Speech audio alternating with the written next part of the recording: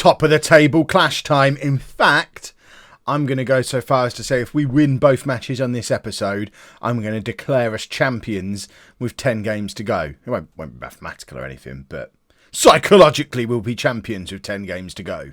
Hello and welcome to part 109 of Backing the Boro. I'm Kevin. Coming up on today's episode, we have two games for you. Firstly, we're away against Bury, and then we have the big top of the table clash at home against QPR. Since you were last with me, we have rediscovered winning form. Let's pretend Chesterfield didn't happen. We've rediscovered winning form, and we've rediscovered the hero that is Dan Fisher. Dan Fisher is in rude form. 5 goals in his last 3 games, one of which was a hat-trick. Playing as an advanced forward for the first time in probably 3 or 4 seasons alongside Ruggles, and he's scoring goals again. 11 in 13 starts for the season now, 11 in 22 overall. Ruggles is back and scoring goals again as well. He's on, in fact, 14 from 22 isn't that great. He's been assisting Fisher nicely, but since his injury, he's only scored 1 goal this year, and it's the 1st of March. So Ruggles we perhaps need to keep a little bit of an eye on. But, when form is as it is, I don't think we need to be too picky about who's actually making up the personnel of the team. So these are going to be the 11 that we put out there today for the first game against Bury. We've got Hugo in goal. Oh, I forgot. I bought a player too. Hold the phone. James Russell. Johnny Russell? Who's Johnny Russell? He must be a thing that exists. Let me know down in the comments. James Russell is a 23-year-old attacking midfielder, 2.5-star current ability, 3.5-star potential. We paid cash money funds for him, £17,500 from Southampton, and he's currently played 2 games, 1 goal, 1 assist, 1 man of the match, and a 7.6 average rating. He's not done too badly. He is only 5'5" and 9 stone though, so when I walk onto the pitch next to him, it basically looks like I'm walking along next to my toddler son. But he came in, and we did sell Pete Mugridge on deadline day, or close to QPR for £58,000. I know they're our promotion rivals, but he was our 4th choice centre-back. He only came in on a free last summer, or the summer before maybe. No, last summer he came in on a free. He was never any good. He's our 4th choice centre-back, and he was out of contract at the end of the year, so it made sense to cash in. And we did also accept a deadline day £500,000 offer for Joshua Sawyer, who I was talking about in the last episode of wanting to get rid of in the summer anyway. And I thought, you know what, £500,000, that was always the price we put on him way back when. And I accepted it. He agreed terms with Sheffield Wednesday, and then I went and had a look to see what centre-backs I could bring in for that money, and there was nobody at all. And then Brandon Hughes got injured, and we've kept him. So we've actually decided to keep him at the club. As you can see, Hughes is out with a fractured jaw. I wonder if Sawyer just punched him in the mouth in training just to make sure he didn't get sold. But he did agree terms with Sheffield Wednesday, so you'd think he wanted to leave. But anyway, this is the team. We've got Hugo in goal, a back 4 of Taylor, Flores, Sawyer and Ibrahim, with Davies, Johnson and Barber in midfield, and Ball in behind Ruggles and Fisher. Alex Barber has also been in some pretty tasty form. If you have a look at some of these recent matches, he is starting to justify all of that money we're giving him on wages. He was here for 3 years on loan and never looked particularly spectacular. We bring him in permanently, and suddenly he's got more goals than he's ever got before. Highest rating he's ever got. He's not close to the assists that he got last time we were in League One, but he is playing in a different role now and contributing to the team a lot more than he did previously. Right, let's get into the game. Let's hopefully grab a few more goals, get Dan Fisher ever closer to all-time club top scorer, which is the latest record that we're looking to break. James Ball is also slowly creeping up on Joe Anderson's all-time appearance record. I think it would be, as much as I love Sir Tom Elliott and as much as I love Joe Anderson, I think if we're going to have a player who deserves to be an all-time appearance record holder and take that throne away from Joe Anderson, I think you can't look any further than James Ball, surely. He has been instrumental. He's not just been in the team all the way through from non-league. He's been the star man of the team for nearly 10 years. He's been one of our most important attacking players, and I think it would be quite appropriate for him to be our all-time record appearance holder. Hugo's just done an absolute howler there. He's been playing quite well most of the season, but you can guarantee the hashtag brigade down in the comments are going to be out in force now after that. But yeah, James Ball, absolute hero. I don't see it be, if Ball does beat Anderson, and I think he's the only one, maybe Sawyer, now he's escaped being sold, but realistically, I don't see myself using him very much next year. But James Ball, if he breaks the record, that will then be a record that I don't see ever being broken. Assuming we push on to be a Championship and then Premier League team, I don't expect us to get a player who gets 450 league appearances for us in the Premier League at any point ever. It just doesn't seem likely to have unless we have an absolute superstar wonder kid come through our own youth team and then we manage them for 10 years in the Premier League, which seems unlikely as well. If we're 10 years in the Premier League without winning the Champions League, that seems a bit weird. So I think James Ball might be the last man to break the appearance record. Now we've had Sir Tom Elliott and Joe Anderson both do it. I don't think there's anyone else who'll come close. What we do need to worry about is the fact that we're 2-0 down against mid-table Bury. I don't really know how this has happened. We were 4 points clear of QPR. We play them next. And tell me we're not in the midst of a bottle job. That narrows the gap between us and them down to a point. We're still 6 points clear of third place Southend, who in turn are 8 points clear of fourth place Wimbledon. So even if we bottle this match and bottle the QPR match, we're still looking fairly solid for automatic promotion. But we're now 3-0 down and I can't get my head around what's happening. Someone please explain how we win all these games in a row that we've been winning. And it's just the curse of first thing in the morning. I've come out here, turned the computer on, booted up the game. Football Manager instantly gone, oh, I see, you stopped playing at some point yesterday, did you? Despite the fact that you were on a long winning run. That seems like a weird decision for you to make. Hang about, come here. We'll make sure you don't make that decision again. Here, have a 6-0 defeat on your first game back. It's so frustrating when this happens. Now Dan Fisher's got a bruised knee as well. I mean, if he can't play on with a bruised knee, I give up. Because that's just ridiculous. So we'll leave things as they are for now. We are 1-1 for clear-cut chances. This is literally a pile of bad luck that's jumped in our face. We've had more shots, same amount of clear-cut chances, more possession. We've passed better, we've tackled better.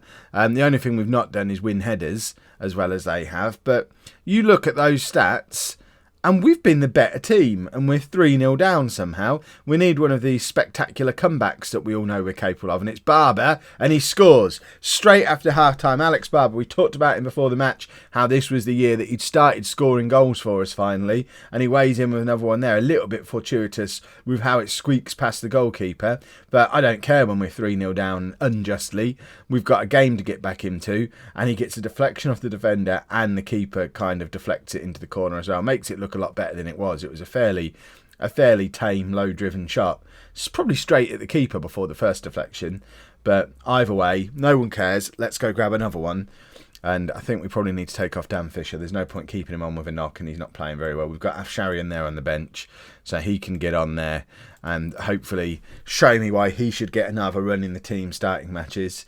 Afsharian to take the free kick. Cross comes over towards Sawyer and it's straight at their keeper. We are now ahead for clear-cut chances. We are officially being mugged by Bury. I don't care for it. Let's make another substitution. Joshua Sawyer's not playing very well. Lewis Taylor's not playing very well. I don't really see the point in changing defenders at this point though, so I'm going to take off James Ball and give you your first look of James Russell in behind him. We have got Michael Neal sat down there. In fact, we're having him on as well. Michael Neal's going to come on for Davis. We're going to put him as Mazzala, move Barber back over to Carrilero, where he's played most of the season, and hopefully get a bit more of that attacking oomph from Neal. He's the oomph man. Whenever we want oomph, we bring on Michael Neal, and it doesn't look like we're getting any today. Look at the state of these stats. How have we lost this game? I don't understand. Ruggles to Neal, who's nice and far forward, and here's your first look at James Russell, and that's pretty poor from him. And the shot just goes tamely over the crossbar and we get a corner. It's Afsharian. It falls to Russell again. He finds Johnson to Flores. Somebody needs to just have a shot here, and it's Johnson. He does, and it just sort of skims over the top of the crossbar. And I really don't think we're going to turn this one around. We've been absolutely mugged here, and that's full time. We've lost 3-1 despite dominating the game and being the better team. Look at the state of those stats. Hopefully that's our last big bottle job of the season, and now we're going to go and thump QPR, reassert our dominance at the top of the league, and be all right. Right, we all just watched the same game. We played well, we were just unlucky. So I've only made the one change. I've brought Phil Ball back in at left back, dropping Lewis Taylor back out of the team. Ball was injured, or otherwise he would be in anyway. He's our regular starting left back. And now we take on QPR in the previously advertised top of the table match. Normally I put these big matches as the first one on the episode. Today's the second one. And I don't really know why. I think it's just to more evenly spread the rest of the episodes out for this season. I don't know whether it's going to be one or two more episodes, I guess. That a lot depends on how we get on today. If we lose this one, we might need 3 more episodes as things get very interesting. A win here, and we can probably just cruise through until the day we win the league, and we'll be absolutely fine. Right, Southend are already winning against Sunderland. We do need to keep an eye on Southend because we still have Southend to play, I think, in about 5 games' time. So that may be your next episode, depending on how things go today.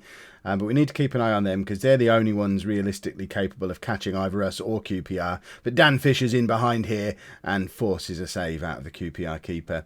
This looks like a nice capacity crowd at Liberty Way. It's going to be one of the last really big games played at this ground. In theory, we're now only about 9 months away from the new ground opening, according to the timescale I've been given. However, it still does just say planning.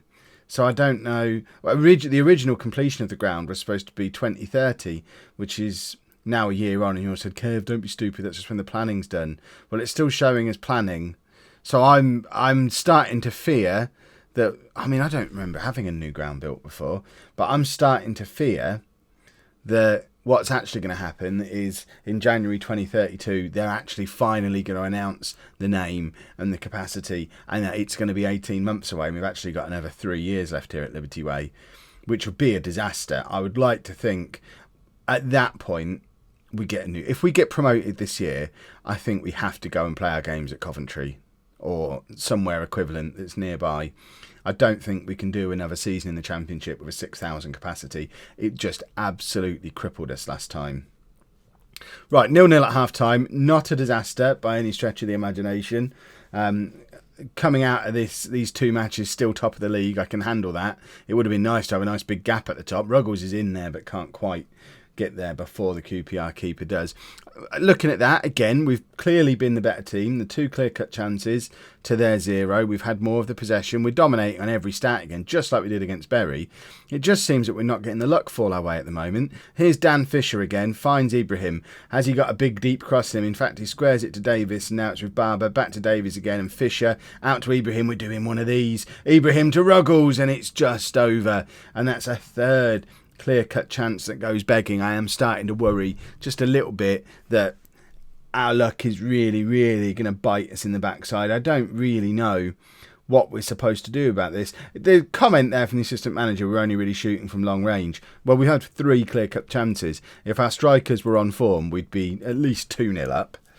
But no, they've just decided to miss all their good chances. Dan Fisher hasn't played well at all. Stainsby can come on for him. And we're also going to bring on Russell again, even though we've got Albert Richardson there on the bench as well. But Richardson's been having a little bit of a moan about not getting regular football. I'm not completely sold on him yet. Russell is the new boy who did explode onto the scene with a couple of good performances. So he might just have a secret goal in him today. Although it's not looking likely. And with 10 minutes to go, I guess we bring on Jamie Cairns. It's been a long time since we've seen Jamie Cairns. But we've got to try something different with these strikers. We've got to get a breakthrough somewhere. QPR haven't had a shot on target, but we've not scored a goal, so it doesn't really matter. Johnson, I think, was looking for a penalty there and doesn't get it, and here comes QPR's goal. They're racing down this left-hand side. We have nobody over here, and Hugo makes a save. I was already doing my goal conceded groan, but they do have a corner with only 4 minutes to go. They're finally putting a bit of an attack together, and it's cleared by Kems, and Russell with the chance to get there first but doesn't, and the highlight ends. We've got 3 minutes of added time. Is there any chance we're going to score a goal here? It doesn't look like it. I think we're just going to get a final whistle, and that's been a very frustrating episode. We are still top of the league though, which is important, but if luck had fallen slightly differently for us, we'd be like 7 points clear at the top of the league and all but home and dry. As it is, 10 games to go. We're 1 point clear of QPR, 5 points clear of Southend. We should still be getting promoted automatically, but goodness me, do we look like we're making it hard for ourselves all of a sudden. Right, we play Southend there. So I guess that's going to be our next episode. We'll have a look probably at maybe Bradford and Southend, and then see where we are after those couple of games. Hopefully winning the league. If you've enjoyed that, please make sure you leave a nice big thumbs up on there for me. Subscribe to the channel for daily Football Manager videos. And thank you very much for watching.